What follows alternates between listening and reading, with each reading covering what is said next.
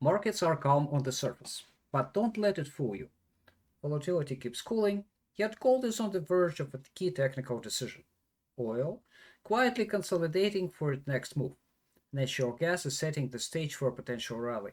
And while S&P 500 and Nasdaq keep chugging upward, Russell's false alarm yesterday reminds us not all is what it seems. Let's dive in. And as usual, we start with a quick review of the Volatility Index. So as for today's closure, we have only the daily candles, and so far everything looks bearish. At least, even though the candles reminds a doji, potentially a reversal, so far we are looking at it as a bearish candle without a confirmation. It remains bearish, and we have strong technical support for a move lower. If we look at the weekly frame, which is closing tomorrow, so far it is on track for a bearish closure, both for the index and for the futures. Now let's talk about some commodities. Gold. An interesting closure today. We have another candle which is sitting right at the 50 days moving average, and right now we have two candles consolidating before a potential move lower. And now it is becoming very serious because we have a strong rejection at the 8 days moving average here on the daily frame. If we look at the weekly frame, tomorrow it will be a key closure. If the red candle closes below the low of the 2 weeks ago below the low of the 2 weeks ago candle, then it's going to be a strong bearish confirmation. Any red candle, it could be either bullish or bearish depending on other technical signals. And I'd like to say that the 8-day frame, which is also closing tomorrow on velocity, I think this is going to be bearish unless we see a very, very strong rally tomorrow. Well, so far the odds from the candles perspective are somewhat bearish, however still closer to neutral, pending a few key confirmations. If we look at the Elliott waves frame, Elliott waves chart, there is no clear wave down at this moment. I think that this wave is not exactly an impulsive one because of too many overlaps. Perhaps it is going to be an ending diagonal. However, it is not clear. So the wave is still developing and we need to see a bigger picture. So I would be thinking about this possibility. So this would be wave 1 down and this would be wave 2 because this one is clearly corrective. However, we need to see how it closes and what would be the next move. So this is potentially only potential count for the next possible move. And if you look at the GLD is also very concerning. At this moment, it is forming potentially a double top or a flag, a bullish flag, depending on how it goes. So this is our projection that we shared on June 14th, and after that, GLD is falling down. So far, these three candles are not really bullish because they are failing to start a strong rally. Well, let's see how it closes tomorrow. Tomorrow will be a very critical day. So if we see a closure below, okay, low, let's mark this level. So it's 305.06. So if it closes below the 305.06, that will be bearish. That will be bearish. Anything above, most likely it will be either, most likely it will be neutral. Well, however, we need to wait for a closing print. As again, below 305.06, it will be a bearish closure on the weekly frame. Now let's talk about oil. So what kind of surprises we have here? So today oil had a chance to try a reversal here. However, it failed and it closed with just a neutral doji. Most likely it is going to be bearish, because for the weekly frame, this is the small green candle, small green doji, and a huge bearish engulfing. At this point, even oil rallies about 10 or more percent tomorrow, it's still going to be bearish engulfing. So that's the question is now at what level it closes. And also the 8-day frame, which is closing tomorrow, is on track for a bearish closure. If we look at the chart here, I think that what is happening, the one that I discussed yesterday, so this is most likely wave 3, this is likely wave 4, and now we are looking for wave 5. We know that for wave 5, it's a tricky thing for commodities, and often wave 5 could be longer than wave 3. So in our case, that would be quite a move. Well, let's see how it completes tomorrow, what kind of wave we get. And I think that normal, the classical Fibonacci ratios, it would be somewhere here around 61, 62. However, I cannot reject the possibility to drop towards 58, 57. So let me chart this potential targets for wave 5. So that's my perspective, the most typical ratios for wave 5. And once we have this wave complete, I would be looking for perhaps 2 weeks of consolidation, potentially wave ABC, possibly a zigzag, and this would be wave 2 or B. Once we have the end of this wave, then we would be able to measure it more precisely for the targets for wave 2 or B. Well, that's the perspective for oil. And the final discussion for oil, I wanted to touch point on large caps, Exxon, Mobil, Chevron, and ConocoPhillips. So far, even though we have a green candle today, I think that this is the false attempt to form a bottom. And because if we look at the weekly frame, for example, this is the weekly closure for tomorrow. If Exxon, for example, closes with a weekly candle like this, and the same for Chevron, and Conoco is similar one, this would be a strong bearish engulfing. And even if we have a rally tomorrow, let's say how many, about 1.6%, it's still going to be a bearish engulfing.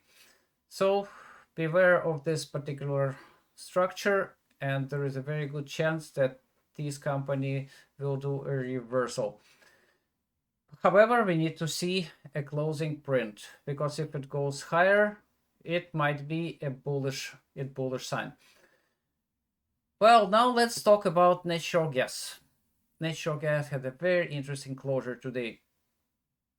So from the weekly perspective, from the candles perspective, this is possibly a ladder bottom with a hammer at the end, and I would like to say that tomorrow we might see a pullback. And not a pullback, we might see a bounce. And on the weekly frame, so far it is tracking bearish. Let's see how it closes tomorrow. If the closure like this, it will be bearish. However, if we look at UNG, for example, that's the most interesting one.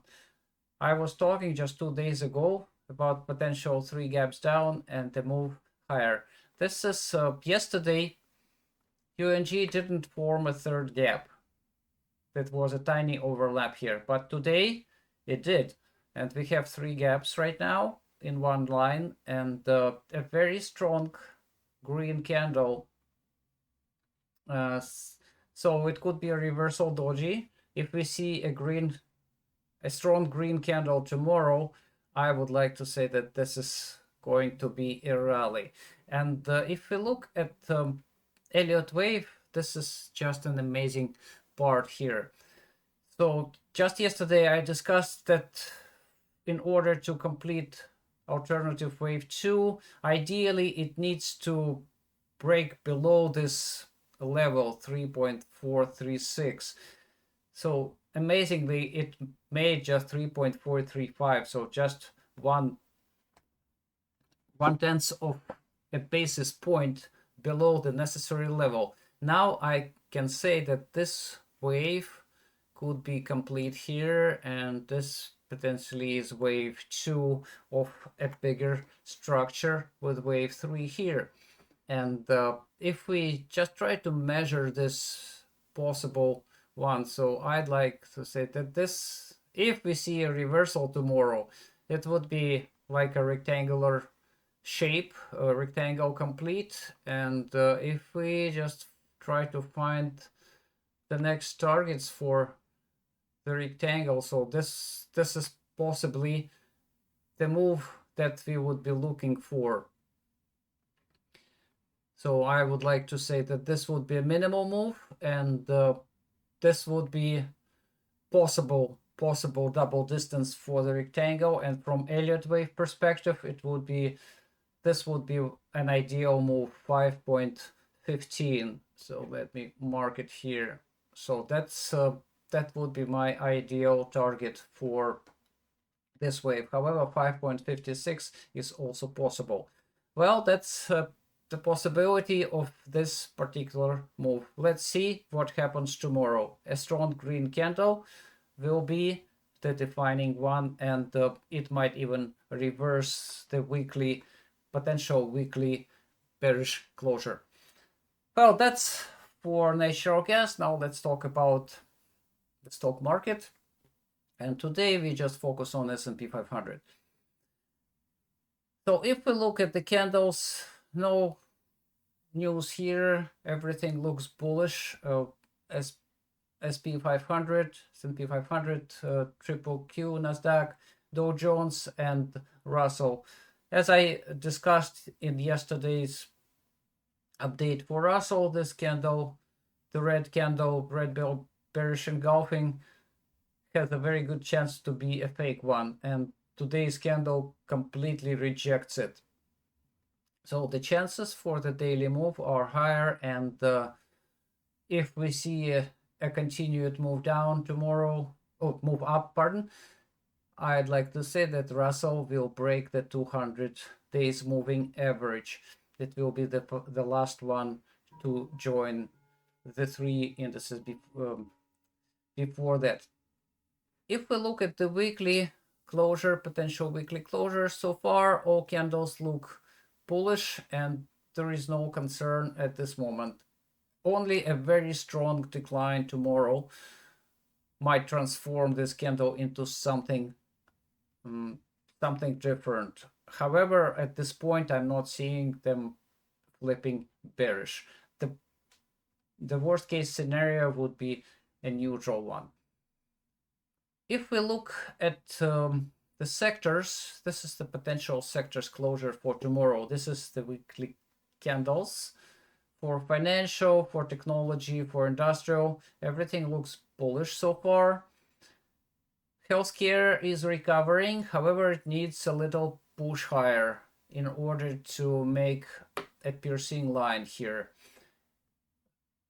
The consumer discretionary looks bullish, no questions here. The only strong bearish is energy so far, and even if we see a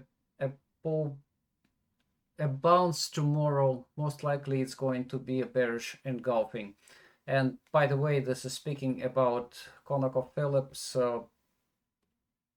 Exxon, and Chevron. Consumer staples look bearish unless a strong rally tomorrow. They are going to lose value. in the short term. And utility is neutral, leaning bullish. Now let's have a look at the Elliott wave. So we have a freshly made all-time high. And this is the chart that we've been tracking, by the way, since April 22nd. So it's for over 2 months. And without strong sell-offs, S&P 500 made over 16% since our call. And with this move, I think that the red and purple paths are greatly reduced in probability with their probabilities, even though we are still keeping them here on the table. The probability of this perspective is much lower right now, and I would be looking for wave 3. This is the potential target, and if we look at the 2-hour frame, this is the same target for wave 3 that we discussed yesterday. Once it is achieved, I'll be looking for wave 4. Wave 2 was very sharp, so the principle of alternation, I would be looking for shallow wave 4. However, I like to say that there is also an alternative count. So this potentially wave 1, 2, 3, 4, and this wave 5 being developed here. So that's another possible count. So far, everything looks bullish, and the chances for higher highs are significant. And a little feature of today, I'd like to talk about Meta. We haven't talked about the stock for over 3 weeks, and I'd like to provide an update. So what we are seeing here, that Meta is on track to form a 50 over 100 days moving average bullish cross. So it made another golden cross just previous week. So this week is going to be another one. On the weekly frame, 2 consolidating candles, and now we are looking for a continued rally. If it closes like this, I would be looking at this formation as a rising 3 methods. And on the 15-day frame, which closed today, a solid, healthy, bullish continuation candle. So no concerns from that perspective. And this is the chart that we shared at the beginning of June. So far, Meta is moving higher. Possibly it formed wave 3 here. However, I think it might go higher from here. Well, so far we need to see a strong reversal in order to make in order to complete wave 3.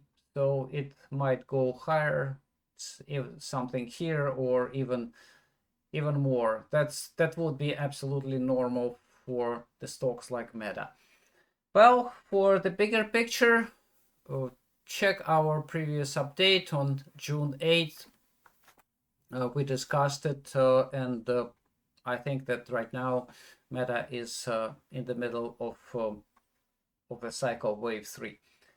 Well, that's all for the stocks, and for those who follow us, as of Tuesday's close, our swing room remained in cash. Master trader David and his precision-driven algos continue scanning the waves for the next high probability entry. These setups are shared daily, exclusively with subscribers. I'd like to emphasize that we were in cash as of Tuesday. And to wrap things up, so where do we stand? Volatility is easing, gold is on the edge of something bigger, and oil sticks to its plan, likely bidding time before the next impulse. Natural gas could be days, if not hours, from a bounce. The major indices hold steady, with S&P 500 and Nasdaq leading, while Russell reverts back in line. And our featured chart Meta continues to follow the projected path like clockwork. But the big question remains, what will the monthly candles say? Only a few days remain in June, and the long-term market outlook hinges on those closures. We'll cover all the key scenarios in the weekly digests, exclusive to Investing Angles members. The limited time discount ends this weekend. Don't miss out. Join us at investingangles.com. Like, share, and pass the signal forward. Share on different media. This is Investing Angles, which are the charts before the crowd even blinks.